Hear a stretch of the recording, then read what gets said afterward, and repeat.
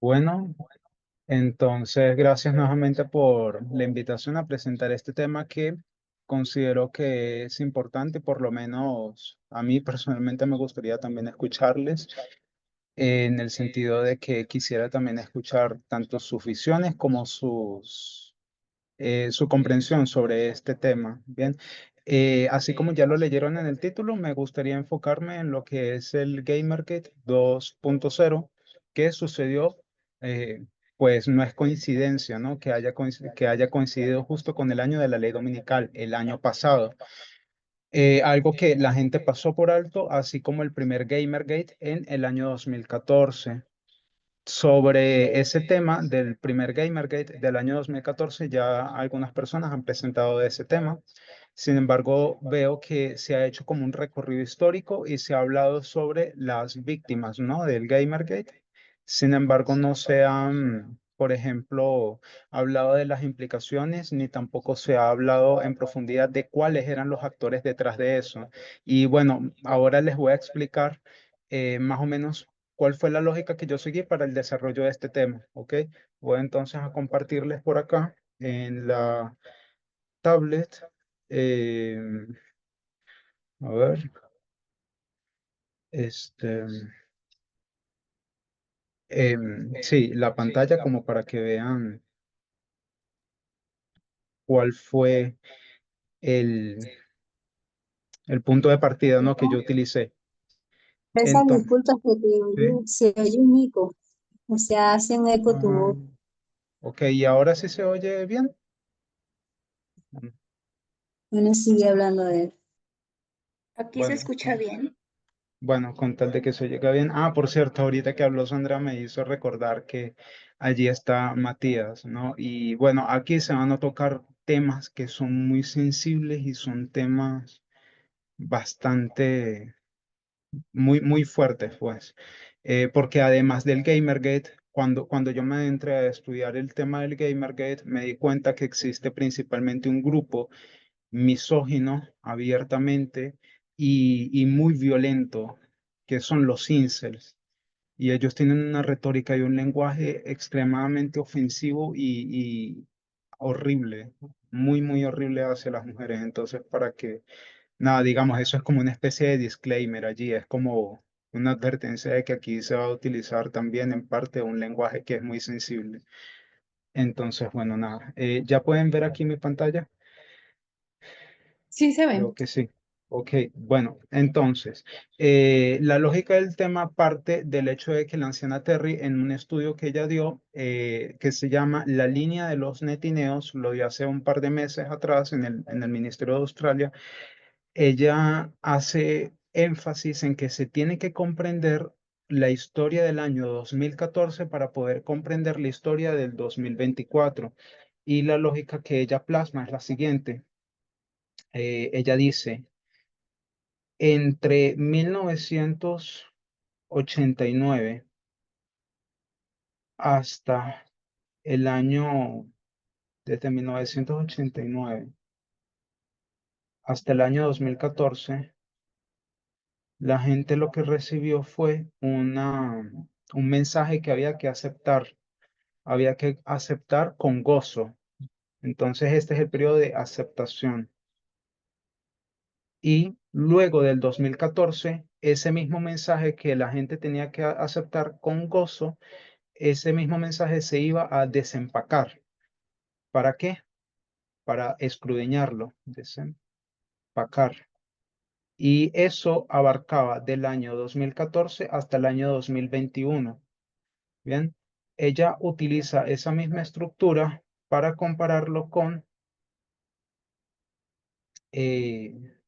a ver, para compararlo con 2014, 2024, perdón, que es la ley dominical y el periodo de cierre de tiempo de gracia, y lo comparaba acá con el año 2014. Sí, entonces desde el 2014 hasta el 2024 había un mensaje que había que aceptar con gozo y luego del 2024, una vez se pase la ley dominical, había que desempacar ese mensaje. había que escudriñarlo. Entonces, mi pregunta ahora para ustedes es, ¿cuál es la característica de Dios que hace que Dios sea Dios, digamos, en comparación con otros dioses falsos? ¿Cuál es esa característica principal? ¿Cuál creen ustedes que es? De hecho, eso está en la Biblia. Él se compara con otros dioses y él hace énfasis en un punto específico. Entonces, a mí me gustaría que ustedes también recordaran cuál era esa señal de Dios que hacía que él fuese distinto al resto de los otros dioses. No sé si lo recuerdan. Él, él decía que era único, que como él no había, este, quizás por la cuestión de la creación. Ok. Y ¿Te él refieres, menciona. Ujú. te refieres a que muestra el fin desde el principio? Sí, eso. Sí, No sé si pueden claro, leer Isaías claro, 46, 9 al 10. O tú misma, Yesenia, que diste la respuesta, si puedes por favor leer Isaías claro. 46, 9 al 10, que allí está, es que él lo dice muy claro, él se compara con otros dioses y él dice algo que lo distingue de todos los demás. Ok, estoy buscando. 9 y 10. Sí, por favor. Acordaos de las cosas pasadas desde los tiempos antiguos, porque yo soy Dios y no hay otro Dios y nada hay semejante a mí, que anuncio lo por venir desde el principio y desde la antigüedad lo que aún no era hecho. Que digo, mi consejo permanecerá y haré todo lo que quiero. Gracias. Bueno, mira, entonces, ¿qué es lo que entiendes allí de, de de ese texto? Estaba confirmando lo que les estaba hablando sobre la anciana Terry, de que esa era la línea correcta y sí, esa era la línea correcta la que les estaba mostrando acá. La anciana Terry hace esto de 1989 a 2014 es la aceptación con gozo, de 2014 al 2021 es desempacar ese mensaje. Y ese mensaje abarca todo lo demás, de 1989 hasta 2014, que son los fundamentos. Y luego eh, a nosotros nos toca, que estamos aquí parados después del 2024, comprender este evento. Pero este evento a su vez tiene su punto de inicio acá, ya en 2014. ¿Por qué? Porque, digamos, fue el tiempo, el periodo de tiempo en donde se establecieron los fundamentos para que para que se llevara a cabo, mejor dicho, el 2024 como la ley dominical. Entonces, ahora sí, ¿qué puedes responder, Yesenia, sobre eso que leíste, digamos así, en resumidas cuentas, para que todos tengamos la misma comprensión? Pues quizás nos lleva a comprender que Dios, hay otro pasaje de Isaías que dice que Dios, no hay nada nuevo bajo el sol, que nosotros estudiábamos mucho, y pues que a través de las líneas vemos la repetición de la historia. Si nos guiamos por las líneas, vamos a saber cómo es que Dios está conduciendo a su pueblo. Amén. Exacto. Entonces, leímos Isaías 46, 9 y 10, y allí se nos enseña que la característica de Dios es que Él enseña el fin desde el principio y que Él se distingue de los demás dioses, es porque Él básicamente es el alfa y el omega. Es, digamos, de Isaías 46, 9 y 10 fue que Juan se basó para también para darnos ese testigo que dice que Jesús es el alfa y el omega, diciendo, Él es el mismo Dios, ¿ya? Entonces, bueno, bajo este mismo principio del alfa y el omega y de que Dios revela el final desde el principio, ese es un principio muy básico del movimiento, es que luego tomé esa enseñanza, ese principio, para ubicarnos en este estudio. Entonces, ahora yo les pregunto, ¿cuál es la primera señal de la ley dominical? O mejor dicho, si tú quieres comprender la ley dominical real, que es la de Daniel 11:41, vamos a llamarle así la real, ¿no? Entre comillas, ¿qué tienes que entender antes? Si esta es la omega, ¿cuál tienes que entender? Aquí, del otro lado. La alfa, pero no sé Ujú. cuál es. Ok, ¿cuál creen ustedes que sería esa ley La, dominical alfa? La ley dominical anterior, la de la ¿Cuál época de sería? Elena G. de White, o sea, la de 1888, no. No, no sería esa. Acuérdate que la ley dominical original sería en verdad la de 1850, pero no, tampoco estamos hablando de esa, porque estamos hablando de, a ver, en el lenguaje de nuestro tiempo. Sabemos, y los estudios de Elena también, no sé si lo han visto, pero señala ese punto que ya es viejo, ¿no? La de Que, 2014. perdón. La del 2014. Es la del 2014, pero ahora les voy a explicar por qué. En 2001 es un precursor del cierre de Puerta de Gracia. Entonces, la ley dominical del año 2014 es lo mismo, es un precursor de esta otra ley dominical, ¿ya? Por decirlo de No, esta forma. es que yo me fui como a otra línea, como alfa, omega, casi siempre decíamos comparaciones así. Mm, Perdón, precur- perdón que estoy aquí como nervioso. Entonces, precursor. Y sería la ley dominical del año 2014, ¿ok? Y esta otra ley dominical, la real, ¿no? Entre comillas, tiene que tener las mismas características de la ley dominical del 2014. Y esto no es algo nuevo, esto es algo que ya se estaba enseñando en la metodología de las parábolas, que se llama como causa y efecto, ¿ya? Esa es una de las enseñanzas por parábolas que se nos ha dejado a través de la metodología. Hay varios tipos y formas de parábolas, ¿no? Tenemos línea sobre línea, comparación y contraste, yuxtaposición, quiasma, pero también una de esas, y no es una de la cual se disputa mucho, es la de causa y efecto. Entonces, bueno, eso era algo que yo quería dejar allí como claro, porque muchas personas también como que tienen esta idea, magnifican el evento de las elecciones, cuando en la ley dominical precursora, las elecciones no son un evento importante. De hecho, ese no es un año electoral, ¿ya? Entonces, fue mucha coincidencia, ¿no? Que el año electoral cayera 10 años después y entonces la gente tuviera como esta idea de que, bueno, la ley dominical, elecciones, y lo comienza a combinar todo con un tema de que la institución está siendo aprobada. Pero cuando tú te vas al precursor, no tienes ese elemento. Entonces, no estoy aquí como que tratando de denigrar ninguna clase de estudio tampoco, pero esto por lo menos sirve también como un argumento para decir que las elecciones se están magnificando, se están sobrevalorando, cuando en verdad no es un evento tan de vital importancia como si lo fue la Convención Republicana. Ok, entonces es solo eso que quería mencionar en este punto, y de que para poder comprender entonces la ley dominical real habría que remitirse a lo que es el precursor. Y en ese mismo estudio, la anciana Terry mencionaba un estudio que al mismo tiempo dio la anciana Tess por ahí en 2022 o 2021, en donde la anciana Tess hacía una lista de eventos. No sé si ustedes lo recuerdan, ese estudio era larguísimo, casi 2 horas, y ella listó por ahí como 22 o 24 eventos. Entre esos eventos, la anciana Terry destacó 4. ¿Ustedes recuerdan cuáles fueron esos 4 eventos que sucedieron en el año 2014 y que la anciana Terry luego sacó a colación? No sé si lo recuerdan. Uno era la purga del Ujú, Partido Republicano, el Gamergate creo que era otro, ujú. no me acuerdo de los otros dos. Exactamente. Purga del Partido Republicano. ¿Alguien le puede ayudar ahí a Diurne? ¿Cuáles eran los otros dos?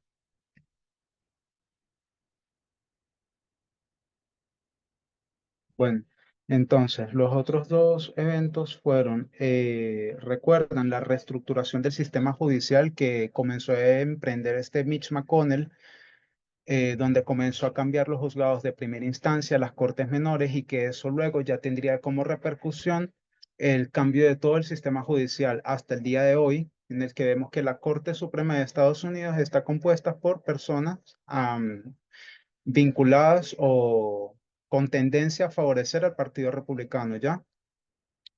Entonces, la reestructuración del sistema judicial, voy a colocar acá como clave, ¿no? Mitch McConnell. Y Había otro evento, Hobby Lobby. Hobby Lobby, gracias Iris. Borwell contra Hobby Lobby, ¿ya? Que por cierto lo ganó esta compañía, Hobby Lobby, ¿no? Una vulneración de los derechos reproductivos de las mujeres. Borwell contra Hobby Lobby. Entonces, hoy nos vamos a concentrar en este evento de acá que resalta en amarillo, que es el Gamergate. Vamos a decir que este fue el Gamergate 1.0 porque en el año 2014, y no es coincidencia que cayera justo en el año en donde la anciana Terry predijo la ley dominical, ocurrió también un Gamergate, ¿ya? Entonces vamos a definir, en fin, la lógica del estudio fue por esa razón.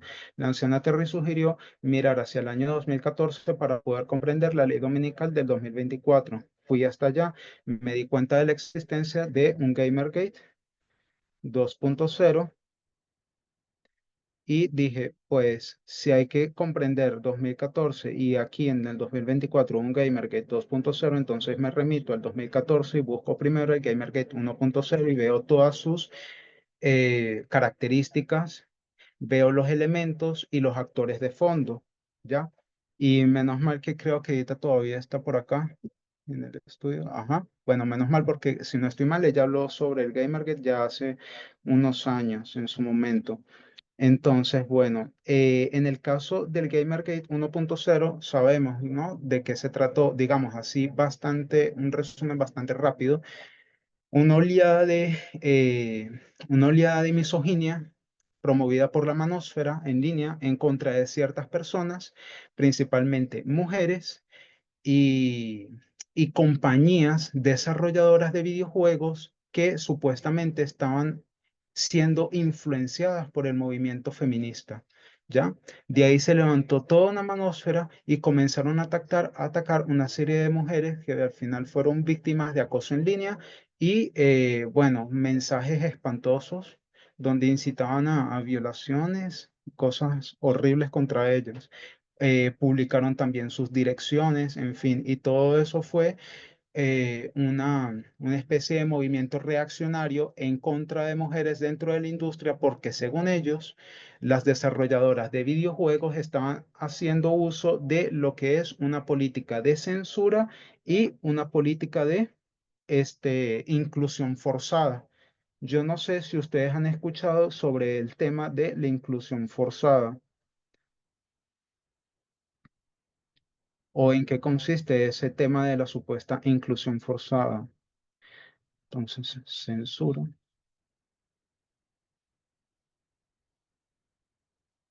Y estaban hablando en contra de esto de lo que es la inclusión forzada, principalmente en la industria de los videojuegos, ¿ya? ¿En qué consistirá este tema de la inclusión forzada? Y esto es importante saberlo porque el tema de la inclusión forzada va a jugar un papel importantísimo en el Gamergate 2.0 y lo que fue el intento de boicot por parte de algunas personas en contra de la compañía desarrolladora de videojuegos que se llama Sweet Baby Inc. No sé si alguien entonces me puede decir qué es este tema de la inclusión forzada antes de continuar.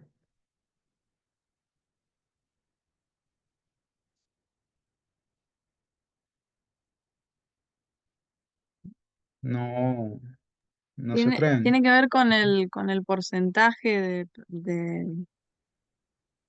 eh, en algunos, ah, en algunos Sectores. países, claro, tiene que haber sí o sí un porcentaje para las minorías, o sea, mujeres, personas LGBTQ y más.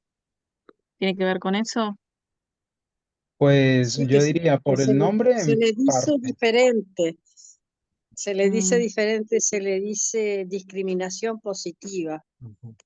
pero capaz que es lo mismo, capaz que es a lo que se refieren ellos, Pues capaz porque es en en parte realidad sí. lo que consiguen es la inclusión de esas minorías por decreto, por obligación, por ley. Bueno, en parte sí, ambas tienen razón, pero eso es solo una parte. Ahora bien. cuando hablamos de inclusión forzada, yo no sé, pues ustedes capaz no han estado como que muy, eh, ¿cómo se dice?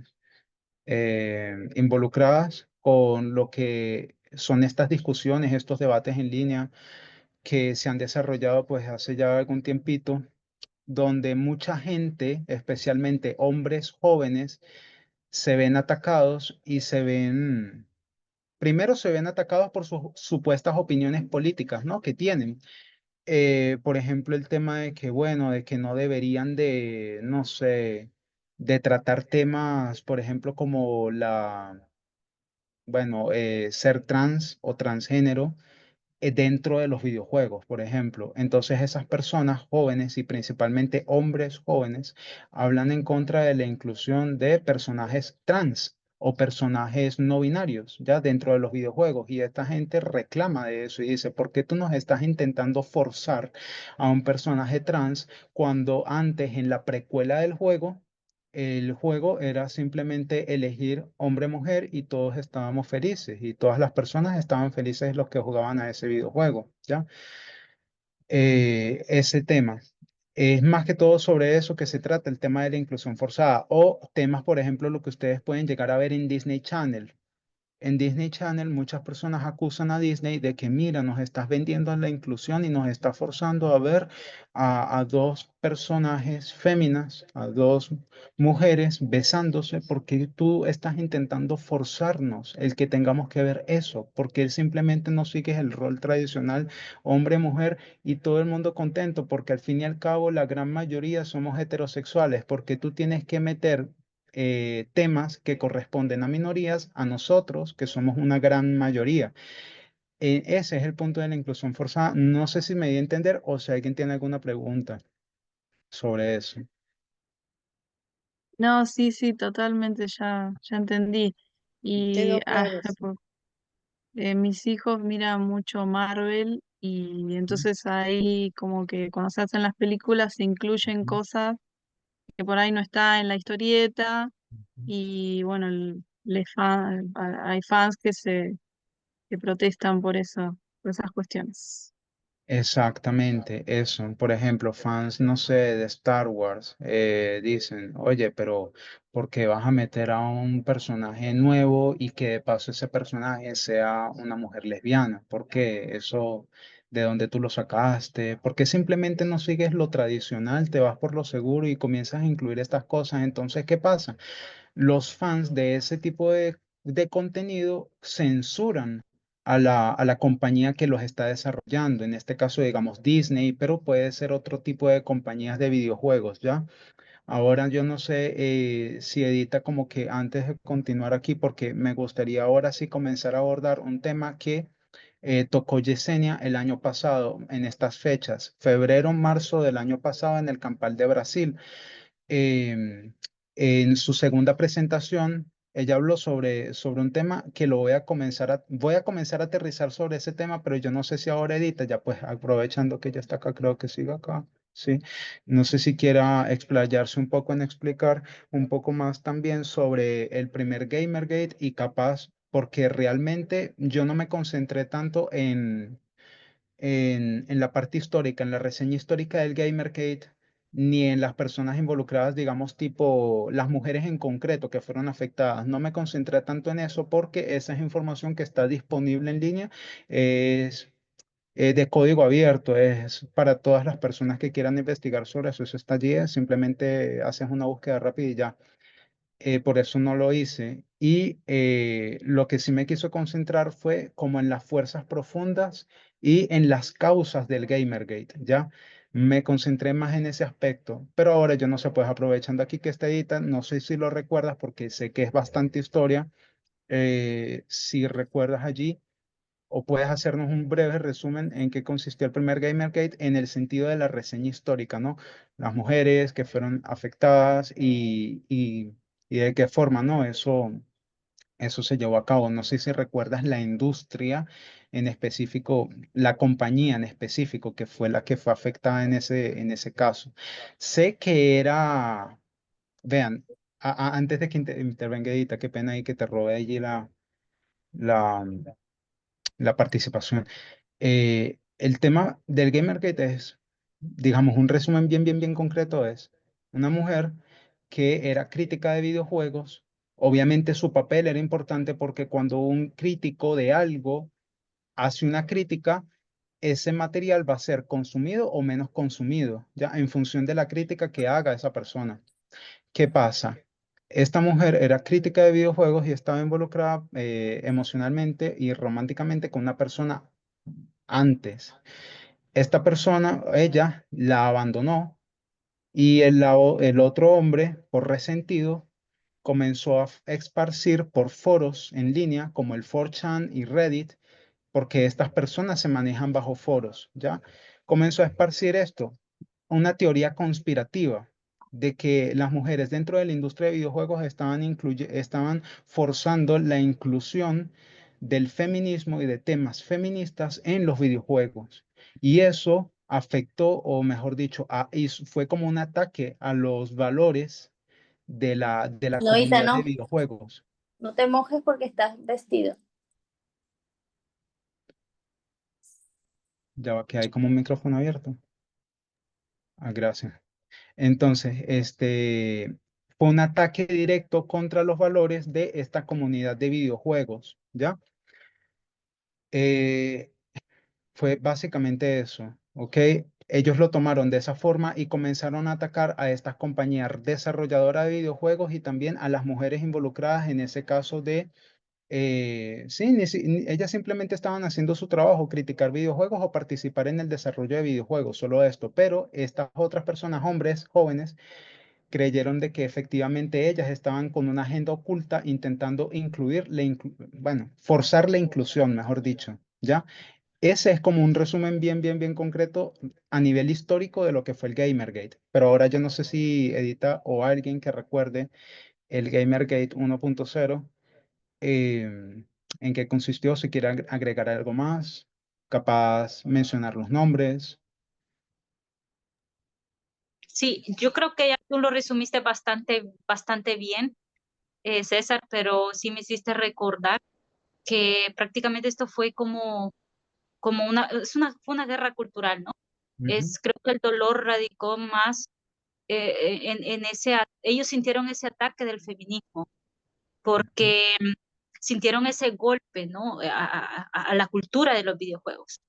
Entonces, sí hubieron a Anita y Kesha, algo así, no me recuerdo muy bien, y la otra no recuerdo bien, pero sí, eh, más que todo pienso que fue eso, ¿no? Por eso fue visto como ese golpe del feminismo a la cultura de los videojuegos que era puramente masculina y de ahí, pues, claro, salieron las plataformas, anónimas, ¿no? En línea, cuando empezaron a hablar de esto en Twitter, Reddit, creo que fue, y no sé cuáles otras plataformas, em, manifestando esto, ¿no? Y por eso, y así como tú lo dijiste, ¿no? Fue un acoso eh, en línea.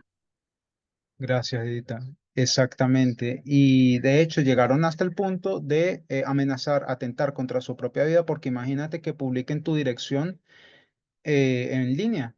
O sea, son personas que saben hacer búsquedas en el motor de búsqueda de Google, saben cómo filtrar imágenes y saben cómo determinar allí en el Google Maps dónde vives exactamente. Por ejemplo, si tú te tomas una foto, no sé, con un fondo de tal parte, ellos ya dicen, bueno, esta persona vive, qué sé yo, en una ciudad X, Bogotá, pero en tal calle, en tal lugar. ¿Por qué? Porque está cerca de este centro comercial, por ejemplo. Esos son los riesgos que tú asumes a la hora de publicar y exponerte en redes sociales. Y obviamente la gran mayoría de las personas, y esto no es condenable, se exponen en las redes sociales porque nadie tiene como esa mala intención, o nadie tiene esa mentalidad malintencionada de que, oye, me van a perseguir, no. Pero bueno, estas mujeres, como cualquier persona, se tomaban selfies, hacían su vida pública normal y de repente estas personas rastrearon su dirección basadas en esas fotos, las llegaron a publicar y las amenazaban de muerte, de violación, de cosas horribles. simplemente por el hecho de ser mujer en una industria predominantemente masculina, ¿ya? Entonces, como bien lo dije Edita, esto fue una guerra entre el feminismo y la manósfera, ¿ya? No sé si alguien tiene alguna pregunta sobre esto y ya para entonces adentrarnos a aterrizar en el tema, en el segundo tema de Yesenia,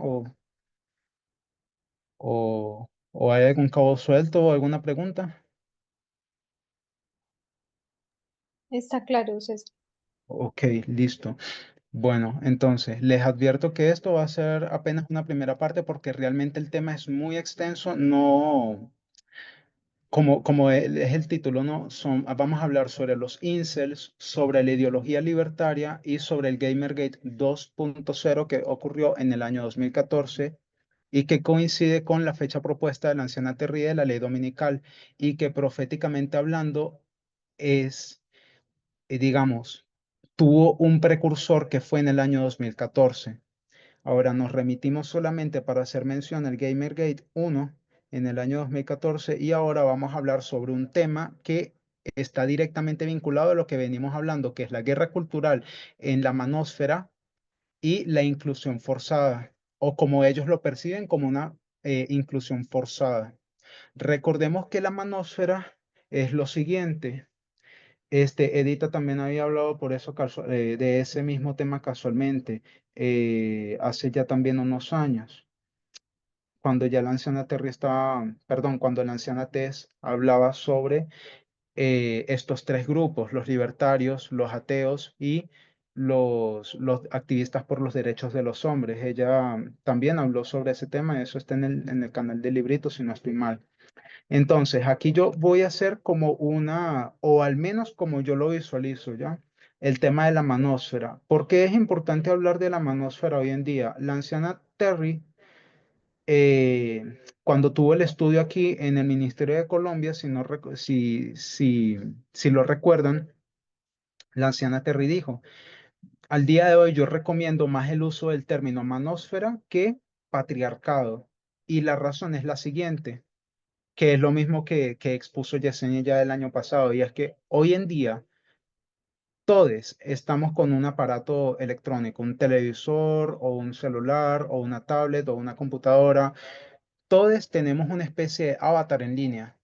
Nosotros existimos en el mundo, en el plano físico, pero al mismo tiempo también tenemos un avatar en línea, ¿ya? Y tenemos incluso muchas personas han adoptado una personalidad en línea y una personalidad en el mundo físico. Capaz las personas hablan de una forma en línea más agresiva de lo que realmente se atreverían a nivel físico, porque si a mí o a alguna otra persona le insultan directamente en la cara, capaz reaccionan de forma violenta. Ya no se atreverían a decírselo cara a cara, pero sí en línea, porque han adoptado una personalidad virtual, un avatar. Todos hoy en día tenemos un avatar en línea, hasta mi mamá, que es una persona ya de 75 años, personas cualquiera con un acceso al celular o a una computadora, tiene una identidad virtual, ¿ya? Eso era lo que quería decir. Entonces, cuando hablamos de la manósfera, estamos hablando de la oleada de odio promovida por principalmente hombres en Internet. Entonces, así es como yo veo el tema de la manósfera. La manósfera es el todo y al mismo tiempo la manósfera, obviamente no están involucrados aquí todos los grupos, solamente los voy a utilizar como un punto de referencia. Dentro de la manósfera están estos otros grupos que ya la anciana Terry, perdón, la anciana Tess nos había mencionado antes de ella, pues, retirarse por, por motivos de salud. ¿Qué son? ¿Cuáles son estos grupos? Los acabo de mencionar, ¿lo recuerdan? Son tres, los acabé de mencionar. El movimiento por los derechos de los hombres era uno, creo. Sí, el movimiento, ok, y los otros dos. Entonces, MRA, Men Rights Activists, y luego, ¿quién le seguiría? Los acabamos de mencionar. Pues nada, los ateos, ¿sí lo recuerdan? ¿Y cuál era el otro grupo? Recuerden, el otro grupo, personajes como Libertarios. eso, los libertarios, gracias. Ben Shapiro, Elon Musk. Entonces tenemos aquí los libertarios. Eh, Fíjense, así es como yo lo veo, la manósfera, que es este ecosistema gigante, enorme, que lo abarca todo, y dentro de la manósfera están estos tres grupos, y estos tres grupos, así como está ilustrado acá, tienen estos puntos de conexión, ¿ya? Unos pueden tener una tendencia a ser más ateos, otros tienen una tendencia a ser más libertarios y de men right activists, algunas otras personas, y específicamente hablando del siguiente grupo, que son los incels, están, digamos, como también involucrados en este espectro, en un espectro específico que abarca los tres grupos. Pudiéramos decir que están justo aquí en el medio. Incels, ¿ya? Están justo aquí, porque tienen las ideas de estos tres grupos. Cuando vayamos a desarrollar el tema de los incels, ahora en breve, vamos a ver que los incels tienen muchas ideas que provienen del ateísmo y de lo que son las ventajas biológicas naturales. También, obviamente, los incels tienen muchas ideas de lo que son los activistas por los derechos de los hombres o los men right activists, principalmente en el pilar de ellos que tiene que ver con el supuesto derecho al sexo, ¿ya?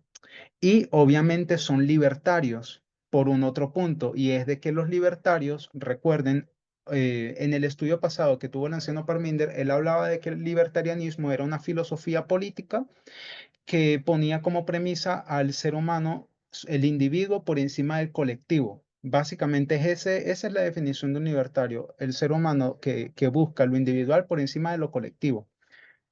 Entonces, eso es a nivel político, pero recuerden que el libertarianismo no solamente es un tema político, es un tema económico. Y es que cuando tú te remites al liberalismo clásico, vas a encontrar a John Stuart Mill, vas a encontrar a David Ricardo, a Adam Smith, ¿ya? Todos ellos eran precursores de lo que fue el liberalismo clásico a nivel económico, y también eran libertarios, como lo eran igualmente Thomas Hobbes, Jacob Rousseau, eh,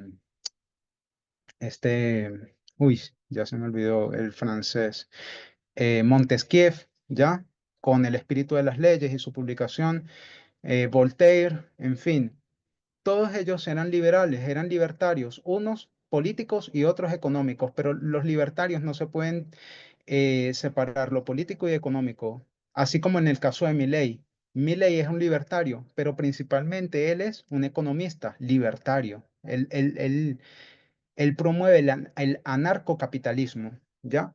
Entonces, los incels, ya lo vamos a hablar, pero solamente como una boca, los incels tienen una idea de que existe una especie de mercado sexual, y que ese mercado sexual está siendo regulado por un grupo. Y ese grupo, ¿quién creen ustedes que es? ¿Quién regula ese supuesto mercado sexual? ¿Quién creen ustedes que lo regula? Según ellos, las mujeres. Exacto, las mujeres. Entonces, como las mujeres no me dan lo que yo quiero, ellas están regulando el mercado. ¿Y qué pasa cuando un gobierno regula el mercado? Hay inflación, ¿ya? Hay inflación. Cuando el gobierno se mete a regular el mercado y a distribuir, ¿ya? O mejor dicho, a regular la cadena de distribución, ¿qué va a ocurrir? O a meterse con el precio del producto. Lo que va a ocurrir es que va a escasear el producto y va a haber inflación. Entonces, ellos consideran que el mercado está corrupto, y por lo tanto hay que desregular y liberar el mercado. ¿A costa de quién? A costa de la vida de las mujeres. Ese es el pensamiento de ellos. Entonces, quiero que vean cómo los incels tienen ideas tanto de los derechos de los hombres, los activistas de los derechos de los hombres, como de los ateos con sus ventajas biológicas, y de los libertarios en su sentido económico y en su sentido político también, porque ellos también tienen una agenda política. Entonces, si ven esta ilustración que estoy haciendo acá, si ven cómo concuerdan o cómo comulgan estos tres grupos dentro de un mismo grupo que serían los incels, ¿sí lo pueden ver? ¿O, o hay una Sí, duda? sí. ¿Sí? Ah, bueno, perfecto. Entonces, de acuerdo con esta ilustración que tenemos acá, pudiéramos decir de que los incels son una pequeña sombra de lo que es la manósfera, pero que representa en sí la totalidad de sus ideales. No sé si concuerdan conmigo en esta parte. ¿Sí entienden lo que quiero decir? Es decir, que los incels son una sombra o una representación o una parábola de lo que es una manósfera. ¿Sí lo ven así o lo pueden visualizar de esa forma también? Sí, Bueno, entonces está bien. Ahora sí, avancemos entonces con el segundo punto. Como tal, yo quisiera abordar 5 puntos, pero de los cuales hoy apenas, si me da tiempo, voy a poder hablar de 3, o por lo menos de 2 y medio. Entonces, bueno, avanzando al segundo punto, es el tema de la presentación de Yesenia del año pasado. En esa presentación, por cierto, aquí la tengo, la voy a compartir como para no perdernos aquí. Ya yo tengo aquí mi resumen de lo que fue la presentación de ella y les recomiendo que la vuelvan a ver porque realmente explica muchas cosas de las que voy a hablar hoy. Y es de que vean, ella basó la segunda parte de su estudio en la tesis de 2 autores. El primero fue Robert Putnam y el segundo fue Cass Sunstein. Y ella desarrolla perdón, no sé si se oye con eco. Si se oye con eco, me avisan. Y ella desarrolló una línea de tiempo. Antes de 1980 teníamos esta generación de los baby boomers César. y ella, sí, Sí, sí se empezó a escuchar con eco, pero muy bajito, no sé qué le... porque acerqué ahí la laptop a la compu. Entonces, bueno, Ok, ya la alejé. ¿Ahora sí se oye bien? vale, perfecto. Bueno. Entonces, vean, ella desarrolló una línea de tiempo. Entonces, tenemos aquí 1980. Antes de 1980 está la generación de los baby boomers.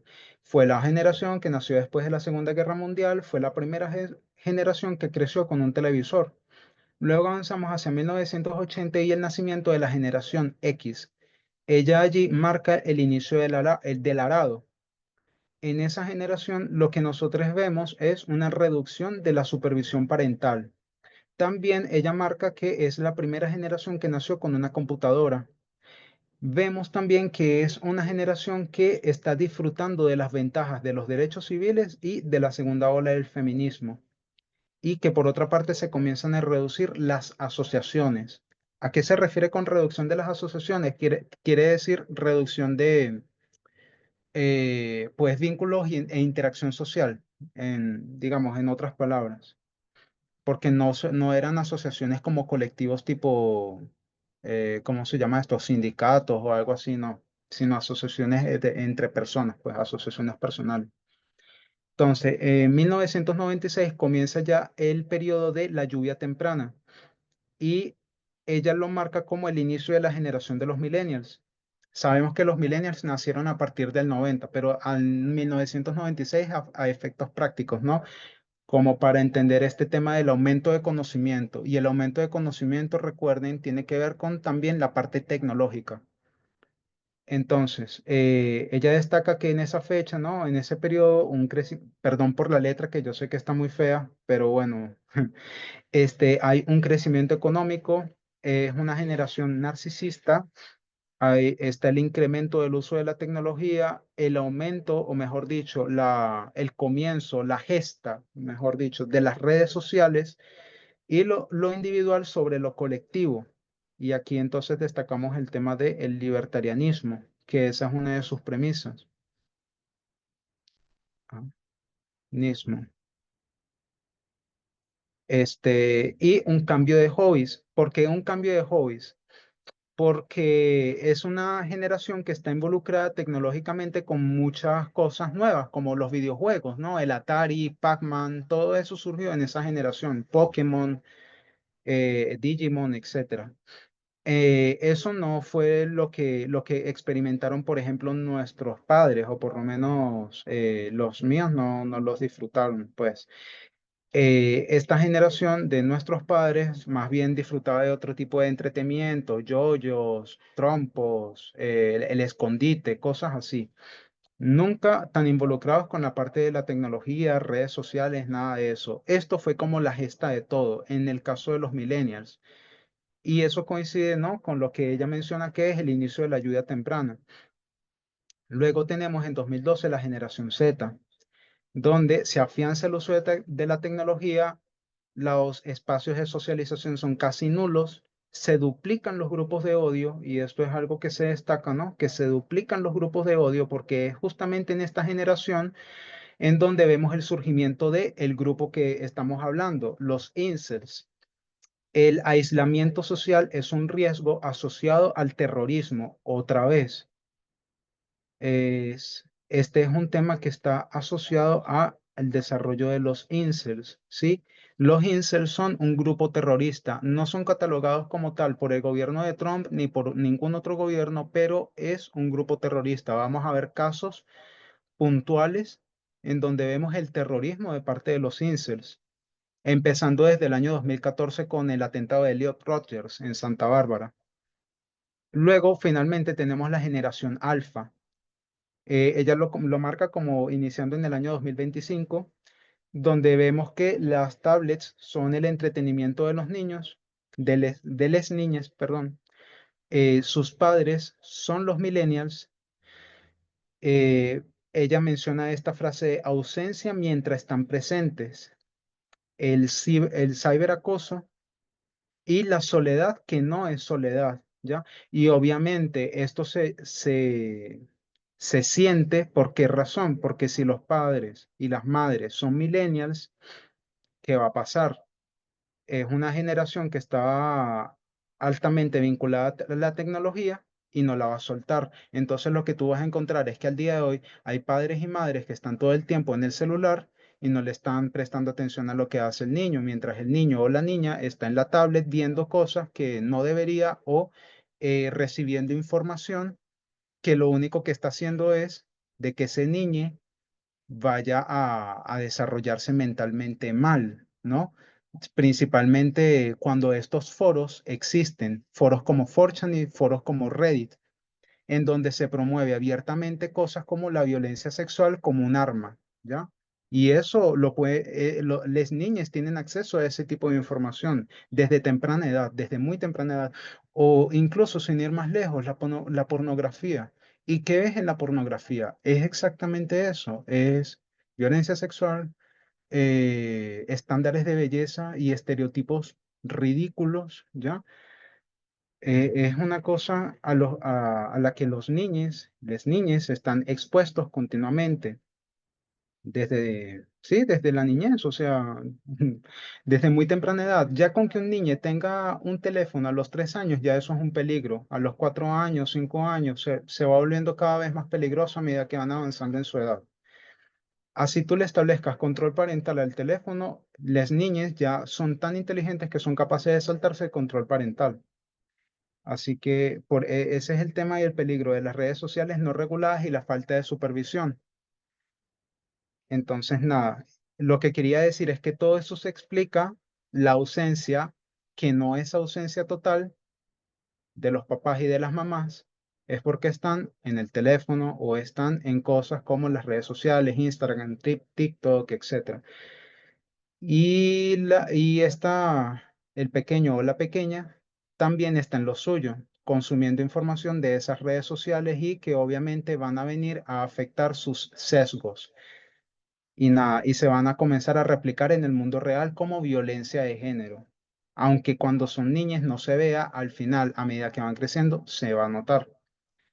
Entonces, bueno, ese era el punto que ella estaba haciendo aquí, sobre el tema de la soledad que no es soledad, a través de esa línea de tiempo que Robert Putnam le llama como revolución antisocial.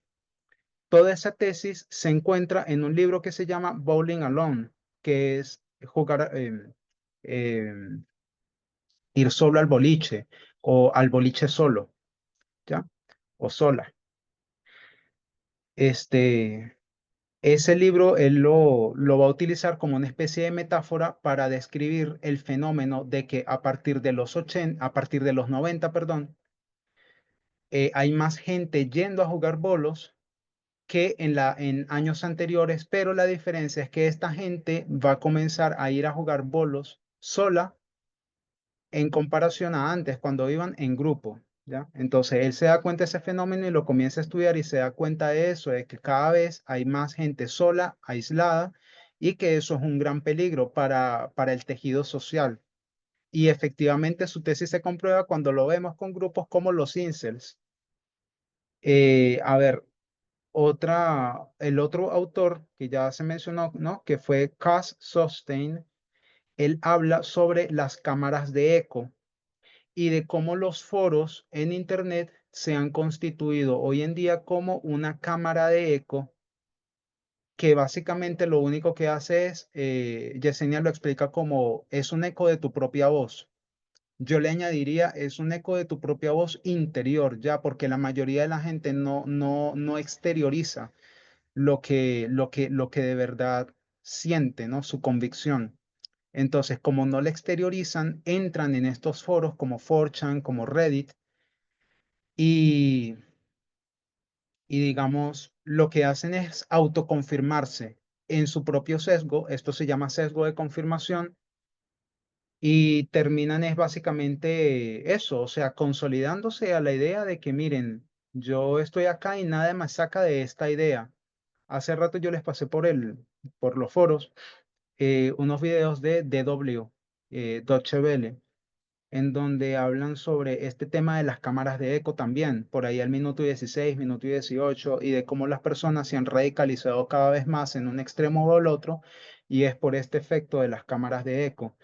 El algoritmo te lleva a ti a, a involucrarte con ciertos tópicos.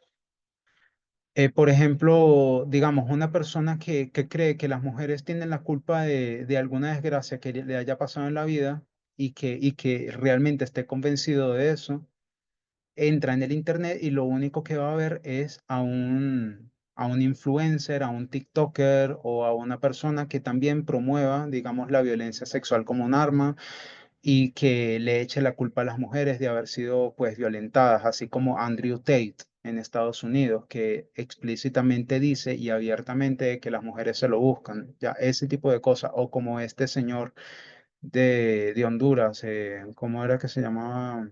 El presidente Nayib Bukele también ha hecho mención de eso, de que pues se lo buscan, que hacen ahí a esa hora, ese tipo de cosas. Y las personas que tienen esta mentalidad al entrar al Internet, van a, van a encontrarse por el algoritmo ese tipo de contenido y lo único que va a hacer es reforzarlos en su idea sesgada. Eso es lo que es un sesgo de confirmación. Por otra parte, tenemos el tema de la cascada de información y es que las decisiones individuales refuerzan las ideas del grupo, ¿sí? Entonces, si tú ves a una persona comportándose de cierta manera, digamos un influencer, ¿qué va a pasar contigo? Vas a decir, es que esta persona tiene razón y yo también tengo la razón porque mira que todo el mundo está haciendo lo mismo que yo hago. Así que el resto del mundo es minoría y está mal y yo soy la mayoría, yo pertenezco a la mayoría y estoy bien. ¿Ya? Entonces nunca se dan como la posibilidad de cambiar porque el sesgo de confirmación está continuamente reforzándose.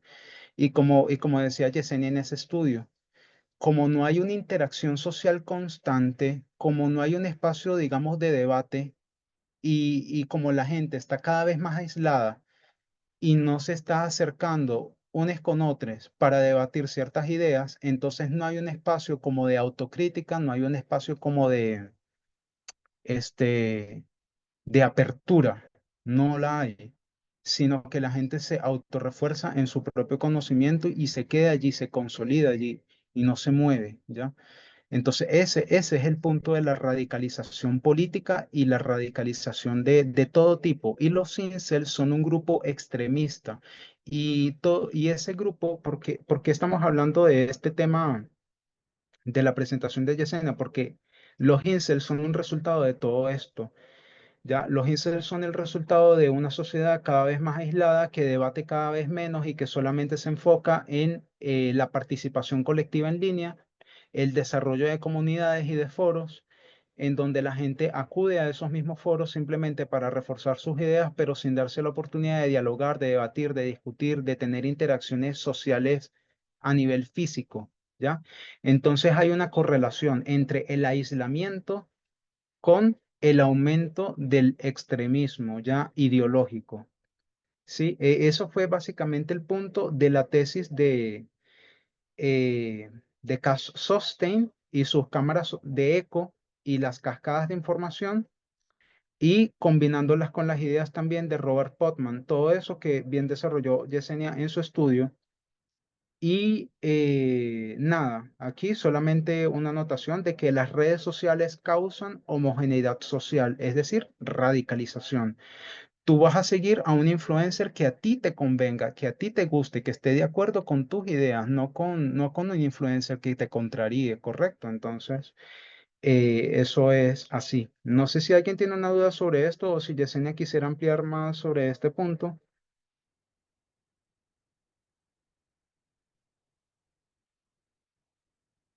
Creo que está bastante bien ilustrado, César. No sé si alguien tenga alguna duda.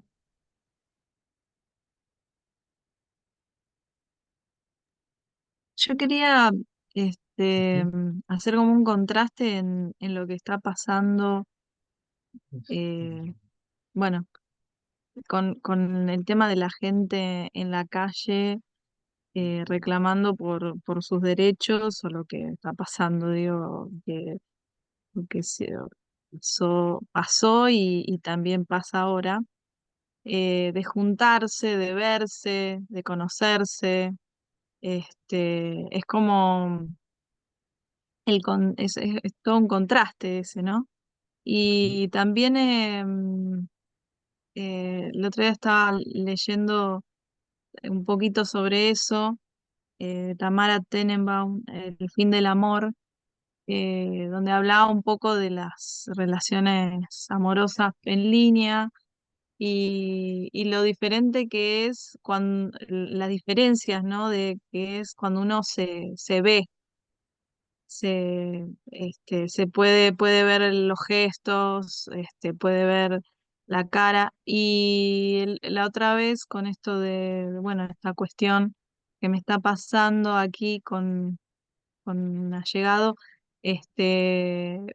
primero lo localicé le dije por internet, digamos, por un mensaje de audio, pero cuando fui a ver a la persona, fue todo, cambió totalmente el aspecto de la situación.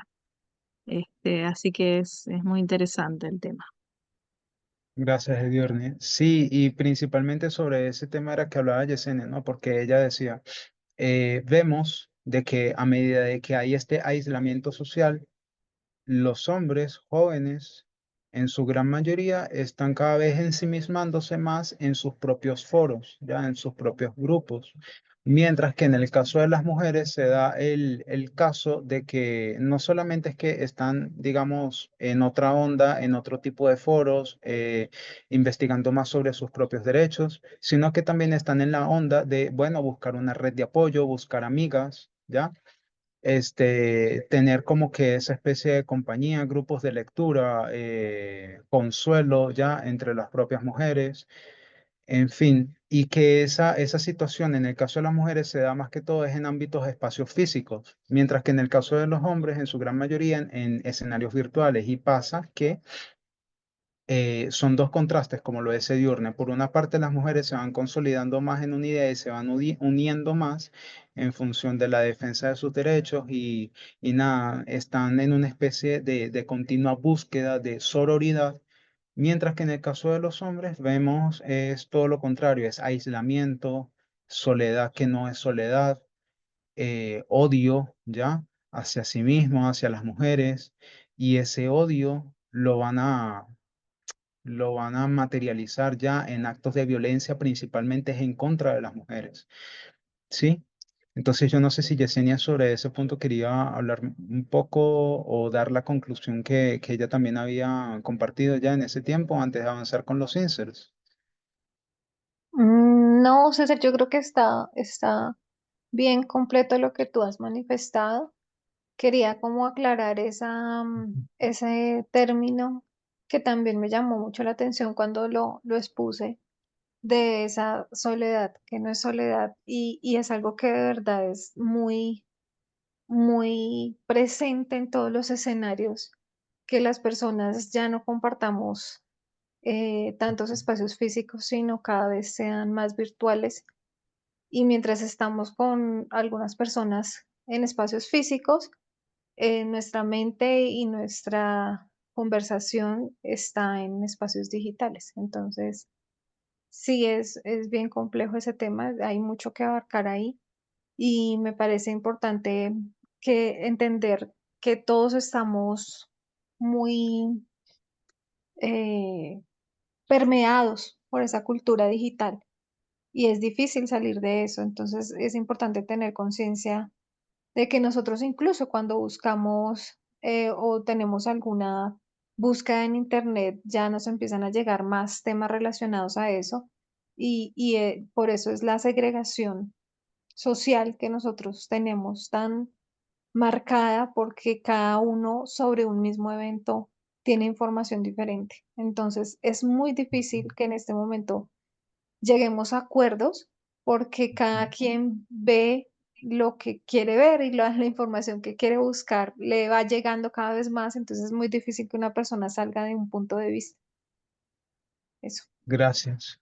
Gracias, Yesenia. Sabes que este último punto que acabas de mencionar me hizo acordar del tema del algoritmo y de cómo el algoritmo funciona como una trampa, porque eso es lo que es el algoritmo. El algoritmo te entrampa. Tú tienes una cierta idea y lo que te va a lanzar el algoritmo de YouTube, el algoritmo de TikTok, el algoritmo de Instagram, de cualquier red social, es lo que tú quieres consumir. El algoritmo dice, esta persona tiene este tipo de pensamiento. Vean qué increíble cómo han hecho un perfil, un avatar de cada una de nosotros así en línea. Y dicen, esta persona le gusta tal contenido, le voy a bombardear con ese contenido, de manera que esa persona ya no tiene ni siquiera un espacio como para la autocrítica o para replantearse nada. Y hablando sobre la trampa, me hace recordar ahorita mismo de un versículo que está en Salmo 124, versículo, creo que era el 7, no sé si alguien lo tiene. Salmo 124, 7.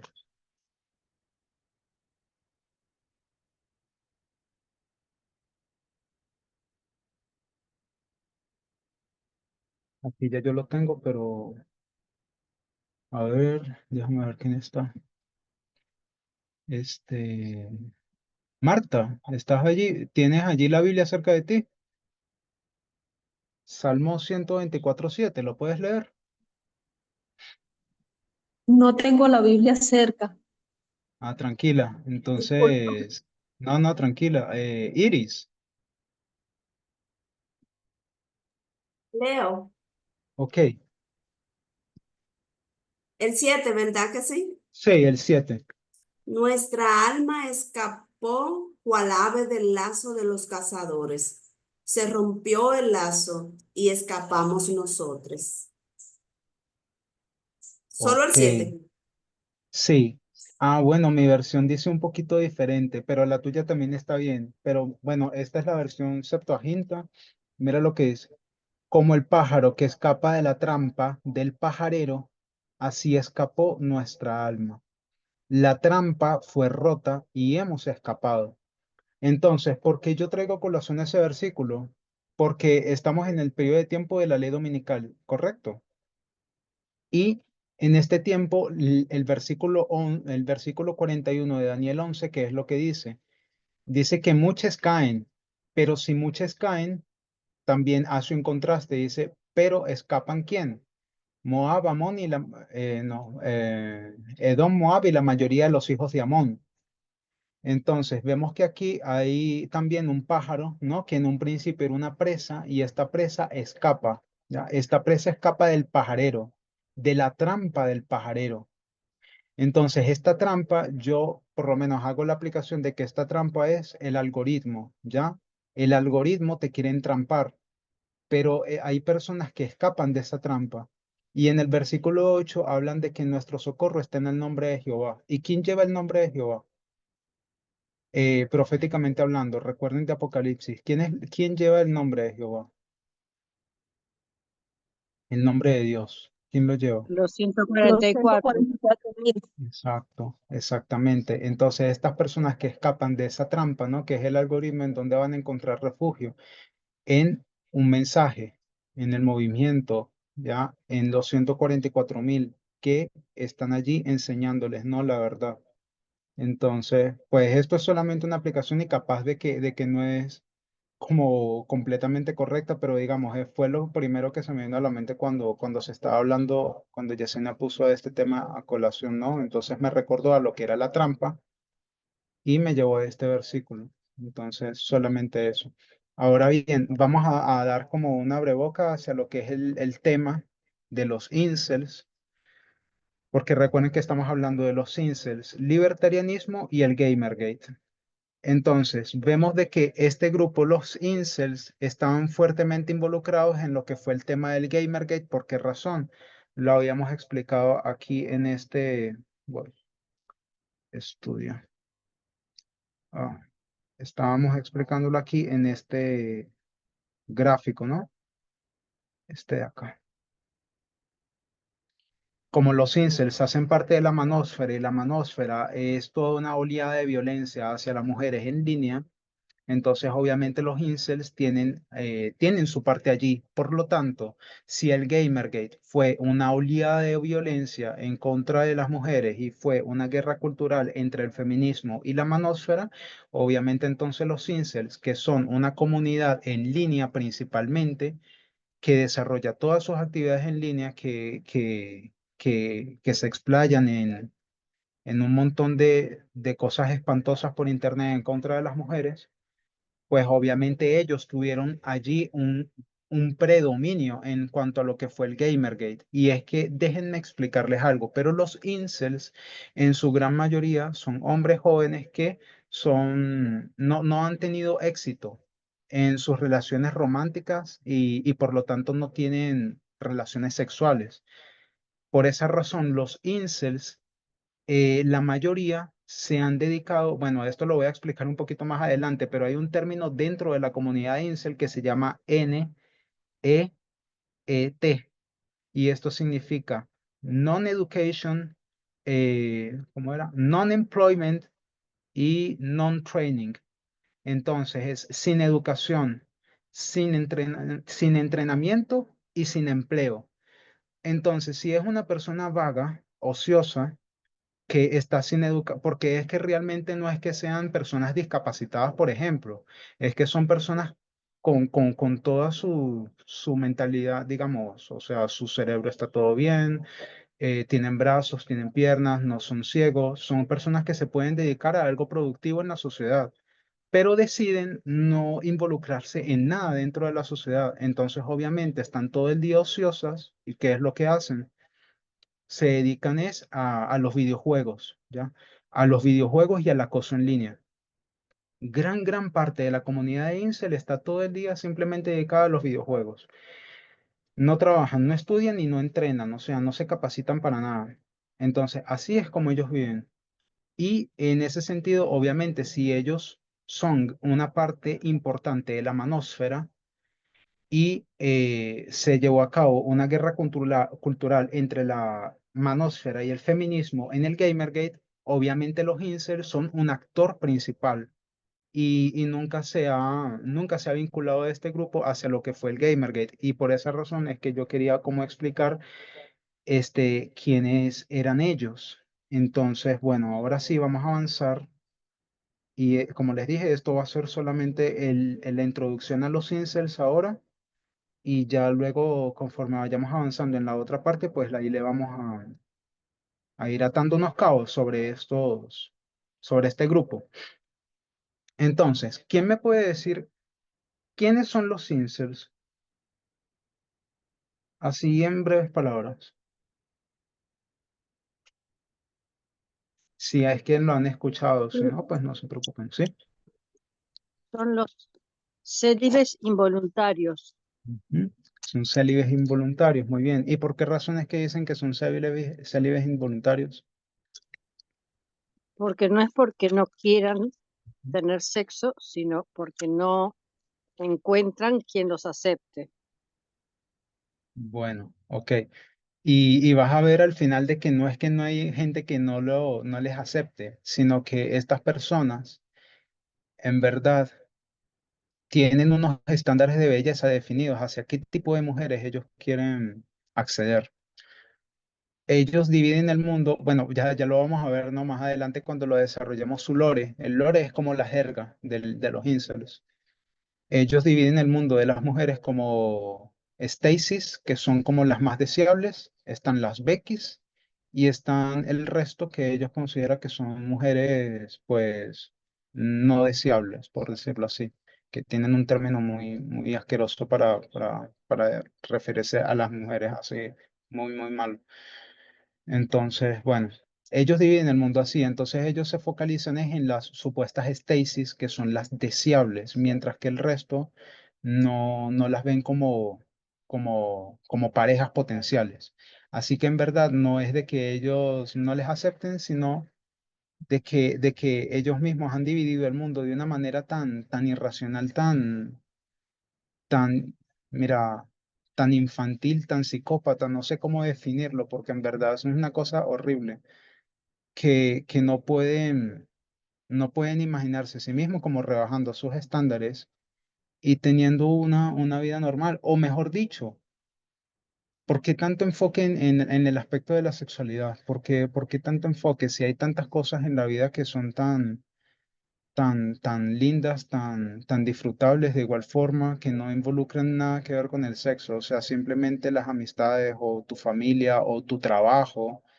Por ejemplo, nada, tampoco es que yo tenga un trabajo soñado porque no es así, pero por lo menos a mí me da satisfacción ser productivo para la sociedad, tener un trabajo que aportar al seguro social, aportar a las pensiones, aportar, ¿sabes? Ese tipo de cosas, hacer una compra de algún bien y que esa compra que yo haga pues genere empleo en otro sector, ese tipo de cosas, ¿sí? Esas son cosas que a un ser humano le hace feliz y eso no tiene nada que ver con la parte de la sexualidad, pero estas personas están solo metidas es en ese tema, solo metidas es en ese tema y en muchas teorías de conspiración.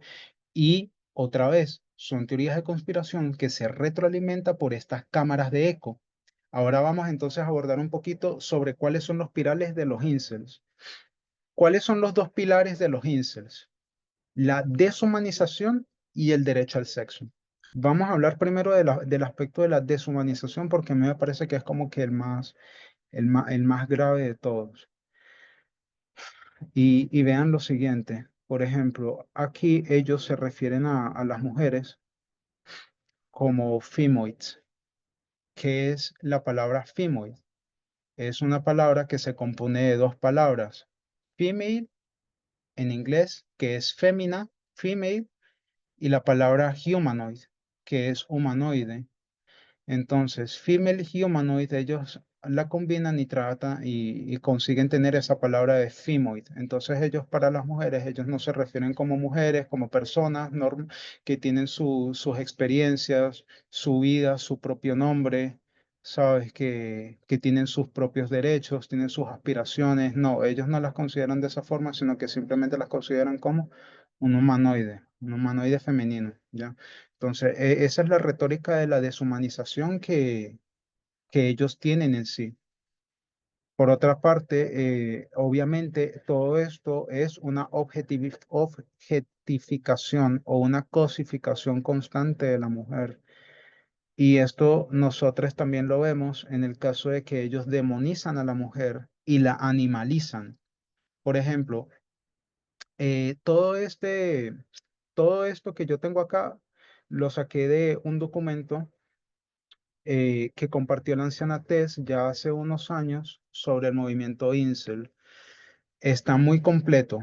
Si, digamos, bueno, pues está muy completo el documento, estaba solo en inglés. Yo lo traduje con ayuda de DeepL y ahí lo tengo.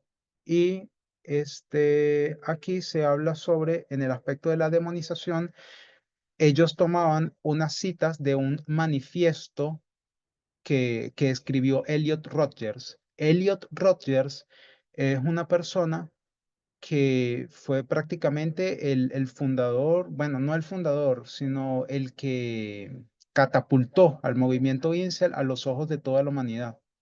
Ese es Elliot Rodgers. ¿Quién fue él? Fue la primera persona que se tiene testimonio de que ha matado a otra gente identificándose él mismo como incel.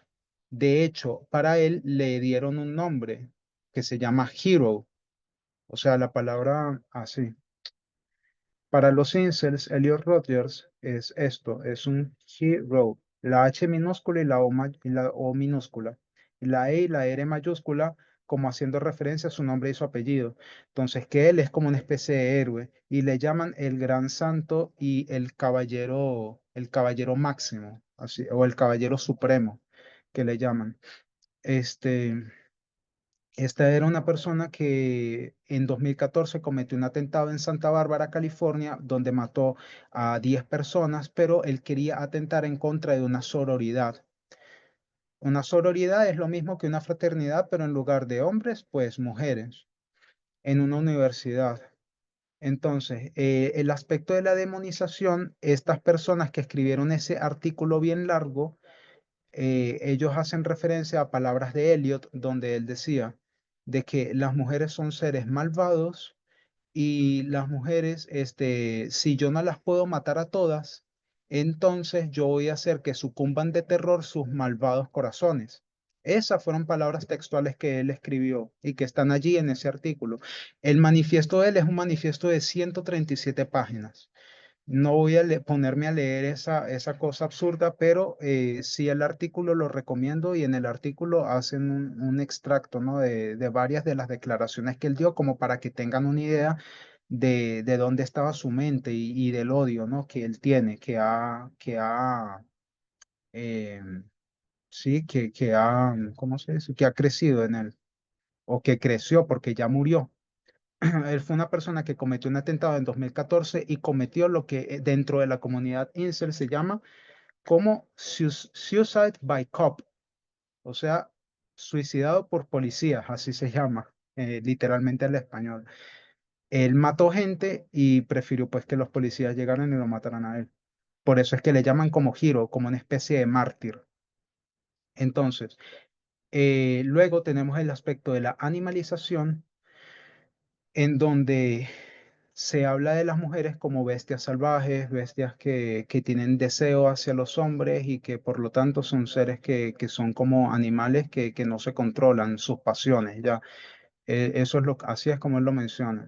Y que por esa razón, como animales, tienen que morir, así.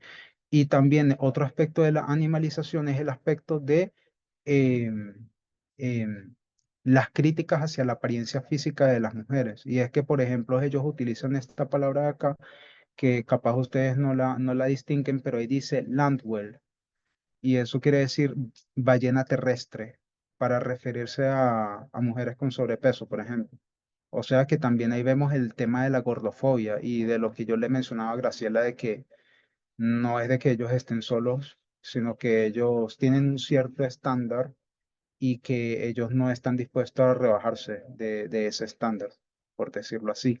Em, y que realmente no debería existir ningún estándar, pero que ellos lo tienen en su mente y lo reflejan así, lo proyectan en el caso del grupo de las mujeres. Y obviamente aquí lo ves cuando hablan o sea, se refieren a mujeres con sobrepeso como con esa palabra, ¿no? De ballenas terrestres.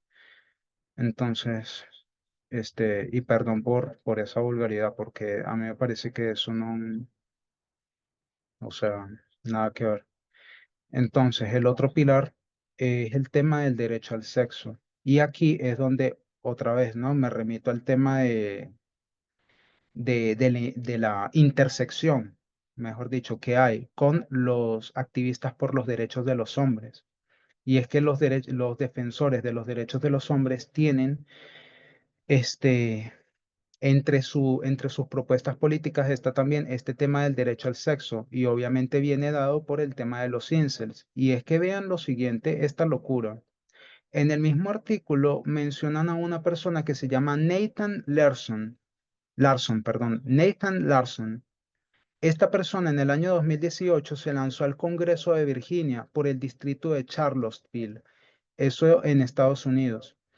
Y esta persona, Nathan Larson, era una persona que abiertamente estaba promoviendo la pedofilia como una forma de poder, este, o sea, como una especie de solución para lo que es este problema, ¿no? De la falta de sexo, porque recuerden, el tema de los incels es eso, es la falta de sexo. ¿Por qué? Porque ellos son célibes involuntarios, no porque no quieran, sino porque no pueden, según ellos, no pueden porque según la misma sociedad está dominada por mujeres y las mujeres no le quieren dar lo que ellos quieren. Entonces, si ellos no lo pueden tener por un medio, lo tienen que tener por algún otro, ¿ya?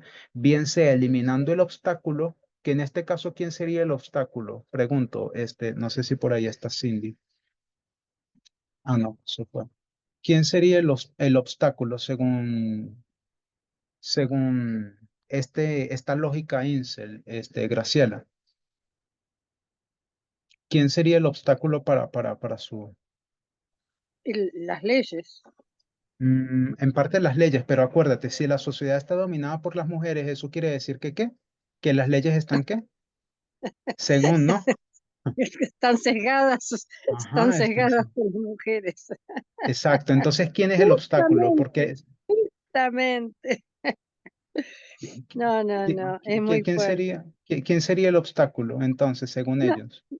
las mujeres, Exactamente, las el mujeres, así feminismo, como, y el claro. feminismo, así como lo dijo Elliot Rodgers. Ahí lo van a ver si alguno tiene la posibilidad de ver el artículo, lo van a ver allí, donde Elliot Rodgers en una parte de su manifiesto dice, si yo no puedo resolver mi problema, entonces voy a destruir mi problema.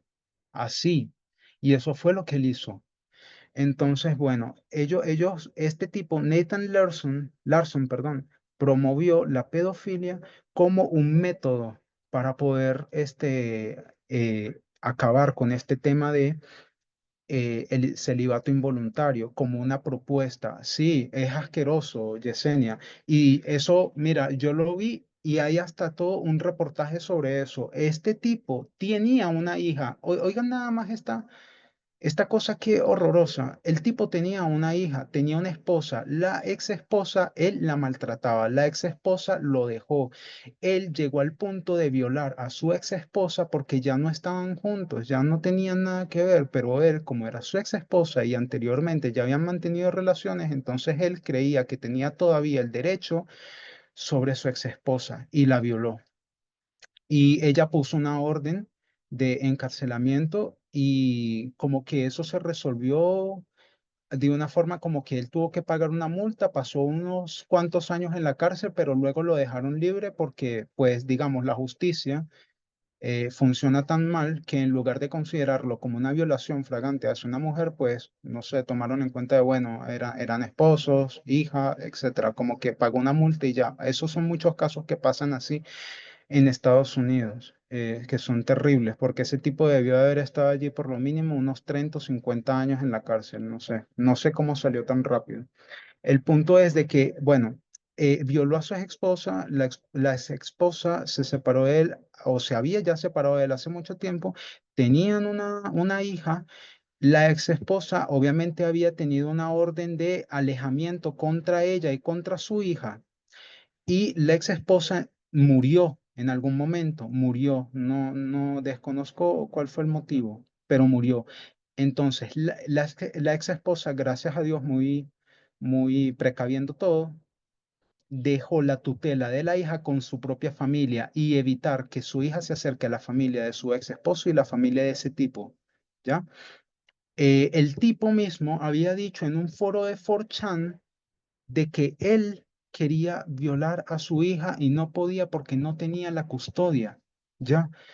Otra cosa de las leyes que él estaba promoviendo era de que las mujeres como objetos primero pertenecen al padre y una vez que se casan pertenecen al marido y luego les hijas que surjan de esa relación pertenecen también al marido, por lo que cuando ya se casan y tienen hijos, el hombre tiene derecho también a despachar a su esposa, o sea, no ocuparse de ella, quedarse obligatoriamente con la custodia de los hijos porque es él fue el hombre y ese es su ADN, así es como lo ven, y de que por lo tanto él tiene derecho a violar a sus hijos, ¿ya?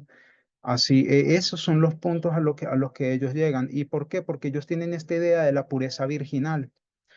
Porque vean qué contradictorio. Esas personas quieren tener relaciones, pero al mismo tiempo quieren tener relaciones con personas que sean según sus estándares, ¿no? De belleza de ellos, extremadamente guapas y que no hayan tenido ningún contacto con otro hombre, porque contacto con otro hombre los haría a ellos unos normies. Vamos a verlo más adelante, ya será en la próxima parte, o los vuelven a ellos unos cockwoos. Eso quiere decir cornudos. Entonces, para ellos, la prioridad de tener una mujer de que no haya tenido relaciones anteriormente para poder no ser cuckold, sino, ni cornudo, sino ser un tipo limpio, por decirlo así. ¿Ya?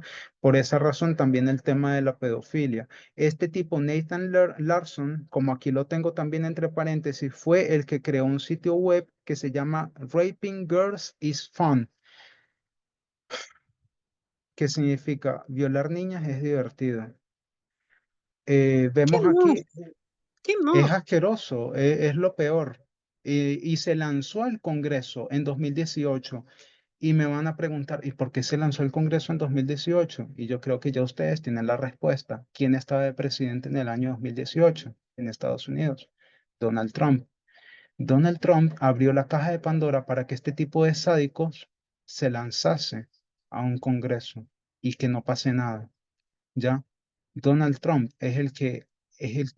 literalmente Donald Trump es la personificación de la ley dominical, tal cual. Mira, es demasiado, es decepcionante cómo la sociedad puede caer hasta ese punto de poder aceptar ese tipo de cosas. O por ejemplo, este tema de la legalización de la violación, el incesto y la pedofilia, todo eso promovido por esta idea del derecho sexual por este tipo Nathan Larson, perdón. Y sobre el tema de la legalización de la violación, miren que este es un caso muy específico de, por ejemplo, él aquí no está hablando de que alguien salga y haga eso, no, y que no tenga consecuencias, no, él no hablaba de eso, mira cómo el tipo lo quiere pintar. Él lo quiere pintar de la siguiente forma, y es que, por ejemplo, si alguien invita a una mujer a salir a un restaurante o a un cine o a algo, pues culturalmente si tiene la idea de que entonces la mujer le debe algo a ese tipo, no. O sea, culturalmente eso es así. Y sobre todo en Estados Unidos, que si alguien invita a otra persona no es por ánimos de fomentar una amistad, sino es por ánimos de tener relaciones, ¿ya? Entonces, sabiendo eso, supuestamente, no según la mentalidad de estas personas, la mujer se está sometiendo a un contrato no verbal y no escrito, ¿ya? Se está sometiendo a un contrato no verbal y no escrito de darle a cambio a ese hombre por esa salida algo. Y ese algo es su autonomía, su persona, su cuerpo.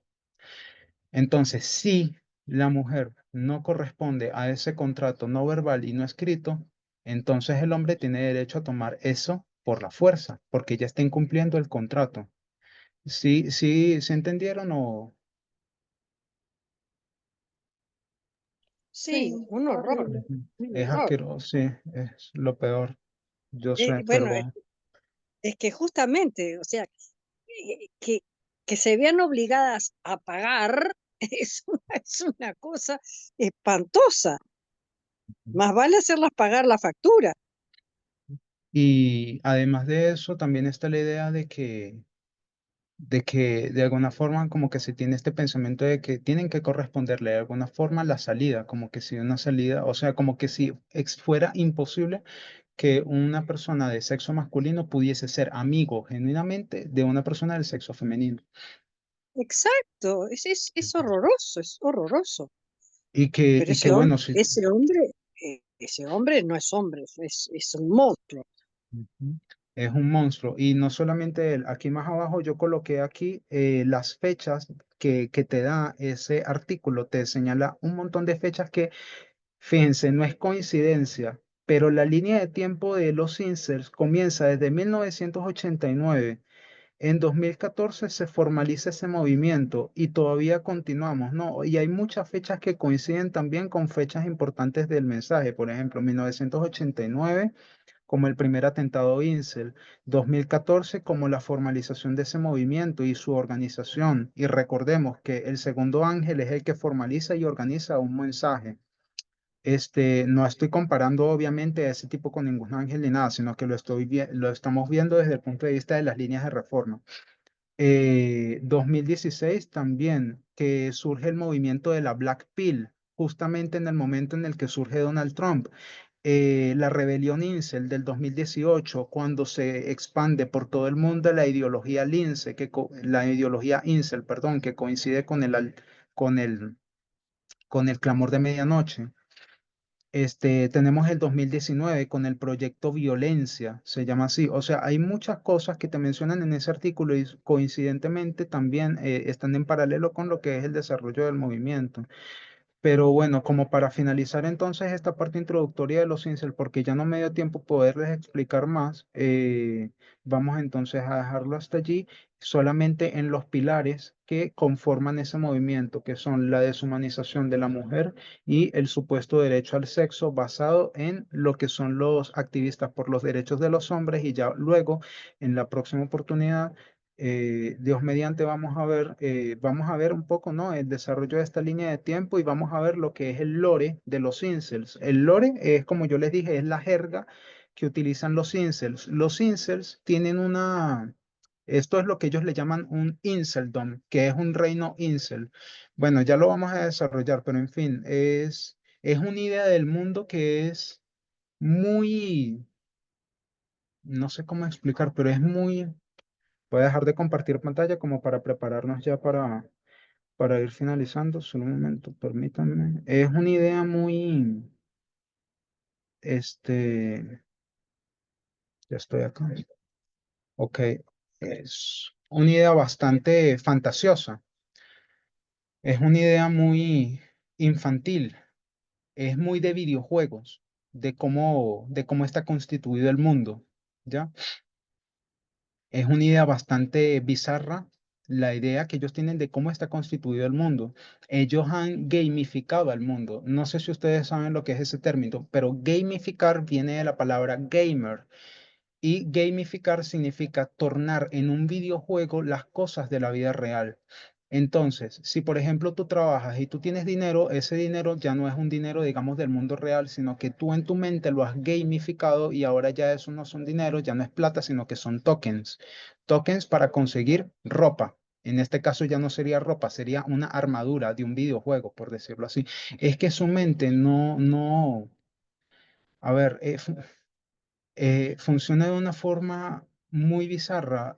Su mente está toda sumergida en un mundo, no sé ni cómo explicarlo. Es que eso es algo digno de un análisis sociológico, psicológico, psiquiátrico, es muy fuerte. No tengo ni idea de cómo funciona realmente su mente. O sea, lo único que sí sé es que son personas que son terroristas, que están destruyendo el mundo y que son un pálido reflejo de lo que realmente es un mundo sin derechos humanos, un mundo sin algo que restrinja eso. Imagínense que quiten los derechos humanos y que quiten los derechos de las mujeres y que el movimiento feminista sea arrasado. Sería nada, violencia por doquier. Sería el decreto de muerte, como lo explica el espíritu de profecía, tal cual. Entonces, nada, no sé si tienen una idea, si quieren aportar algo, antes entonces finalizar, lo vamos a dejar hasta acá y ya luego lo retomamos. Sí, cuando hiciste ver esa coincidencia en los hitos, yo digo, bueno, pero esto es exactamente, o sea, Dios va señalando hitos y el enemigo va también siguiendo los hitos. O sea, ahí se ve perfectamente las dos, la lucha, digamos, la lucha de Dios y la lucha del enemigo. A ver quién arrastra más gente. Es impresionante. Sí. Aunque, claro, no son una falsificación porque no estoy, o sea, yo no estoy proponiendo la idea de que sea una falsificación ni nada, no es No, como no, pero no, sí no, es una, pero de alguna manera es la lucha del enemigo, no, no es de falsificación. Esto es deschavado total, o sea, eh, no, no, no puede nunca este, intentar asemejarse, sino simplemente es los pasos del enemigo en cada hito. Espantoso, yo no, no, ni se me hubiera ocurrido fijarme en esas coincidencias de las fechas. yo tampoco, sino que cuando yo vi el artículo y vi tantas fechas como, mira, 2018 y mencionaba cosas como, fue la primera vez en la que el movimiento Incel se dio a conocer al mundo y yo dije, pues, Clamor de Medianoche, que es equiparable al Fuerte Clamor, algo que se escucha, ¿no? En todo el mundo. Ves 1989, Tiempo del Fin, primer atentado vinculado contra el feminismo. Ves cosas como el 2014, el atentado de Elliot Rodgers y de cómo se llegó a consolidar como un movimiento, totalmente como un movimiento político en línea, parte de la manósfera, y tú dices, wow, realmente es lo que tú dices, ¿no? Como hay un paralelo no muy exacto en muchos de esos hitos. Y bueno, nada. Y ahora por último, en 2024, que ocurrió este evento del Gamergate 2.0, en el que obviamente ellos también tuvieron su incidencia, como siempre la han tenido, porque ellos hacen parte de una comunidad en línea que esparció su mensaje por todo el mundo y que en el caso de los gamers es muy fuerte porque la mayoría de los gamers son hombres, bueno, mejor dicho, en verdad no. Las estadísticas muestran que los géneros están bastante igualados en cuanto a quienes juegan, ¿no? Mujeres juegan, hombres juegan, pero los que destacan más en la industria de los videojuegos siempre han sido, así como en toda la sociedad, hombres porque banean o de alguna forma vetan a las mujeres cada vez que juegan con ellas. De hecho, hay algo que se llama la Major League Gaming, que es la industria, es parte, ¿no? de la industria de los videojuegos, que es la MLG. Es lo mismo que la Major League Baseball, como la MLB, pero en este caso de los videojugadores profesionales, ¿no? Con sponsors y tal, le pagan, en fin. Y, a ver, esto no tiene sentido, pero han dividido por géneros hombres de mujeres en videojuegos, cuando se supone que es un proceso mental, no es un proceso físico. ¡Qué ridículo! Por eso, es totalmente así, pues así para que vean el grado, ¿no? de misoginia que hay en esa comunidad. Y esta gente, pues, se encarga de fomentarla, esparcirla, promoverla abiertamente y nada, y crear todas estas teorías de conspiración. Nos faltó mucho por tocar en cuanto a los incels y nada, y espero que podamos entonces seguir en una próxima oportunidad, pero realmente es espantoso lo que promueven estas personas. Y nada, preparen sus ánimos porque es muy desalentador y preparen también sus estómagos porque es muy, muy fuerte. Yo cuando veía, por ejemplo, una tesis que escribió María José Vargas Romero, fue muy fuerte. O sea, hay ilustraciones que ellos explícitamente muestran en foros en línea que son horribles en contra de las mujeres. Pero bueno, en fin, eso ya para otra oportunidad. Entonces, no sé si alguien tiene algún otro comentario antes de cerrar o...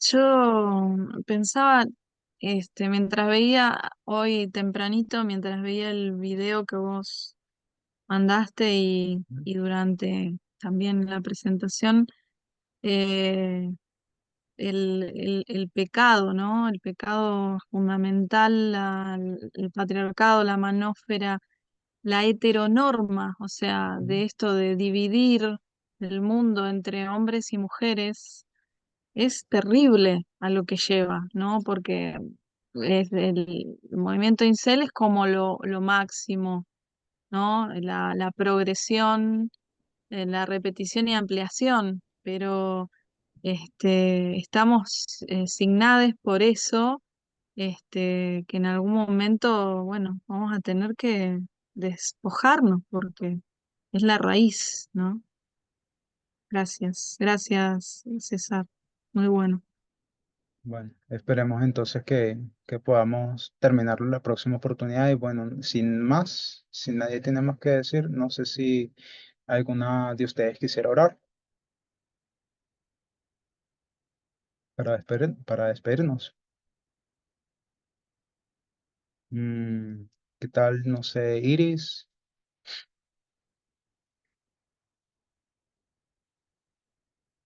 Vale, César, oramos. Bueno,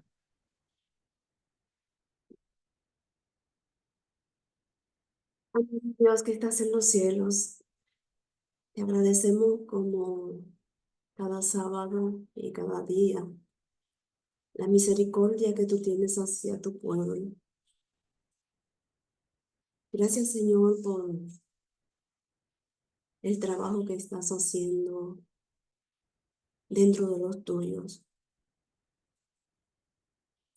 A veces es desalentador ver que hay hombres en nuestro propio movimiento que no hablan de estos temas y que si lo tocan de manera ligera.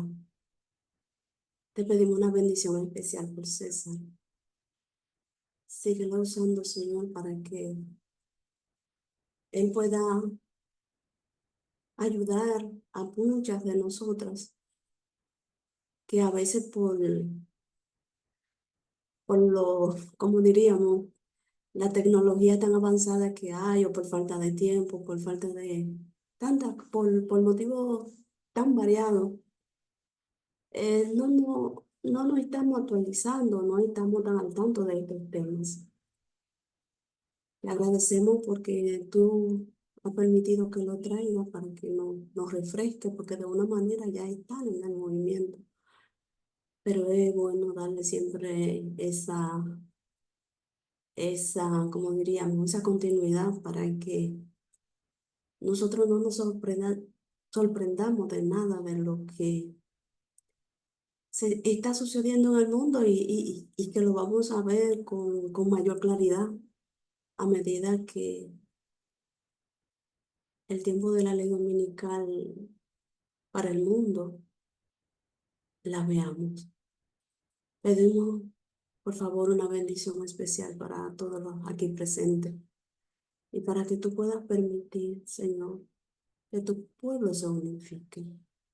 Sabemos que este es un mensaje fuerte, un mensaje que creará, bueno, a veces decimos dos clases de personas, otras veces vemos estudios que muestran que son tres, pero ayúdanos a todos los aquí presentes, a todos aquellos que realmente aman este mensaje, a que podamos unificarnos en la verdad, a que podamos hacer el esfuerzo humano que tú requieres de nosotros, Señor, para que tú puedas entonces concluir la obra que tú has empezado en este pueblo.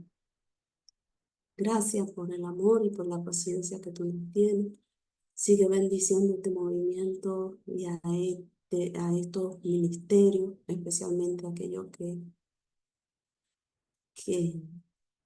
se esfuerzan y están trabajando por impulsar la causa de la igualdad. En tus manos nos ponemos para que tú nos ayudes y nos sigas limpiando y purificando y uniéndonos cada vez más contigo y con los unos y los otros. En el nombre de Jesús te pedimos estas cosas. Amén.